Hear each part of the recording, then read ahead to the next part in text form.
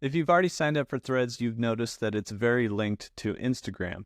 So much so that you can actually follow everyone that you follow on Instagram here on the Threads app.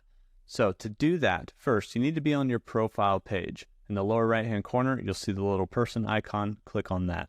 In the upper left corner is like a world icon. When we tap on that, there's a little section here called Profiles You Follow. Inside of here, we can actually go to Following. And there's this tiny little detail here. You can barely see it. It says See All, which is seeing others you're following on Instagram that you're not following on Threads yet.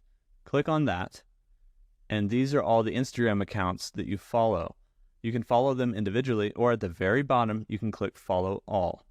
This is going to pop up, and it's going to say that you'll start following those that have a public Thread account already, and then a request will be sent to those who have a private Thread account.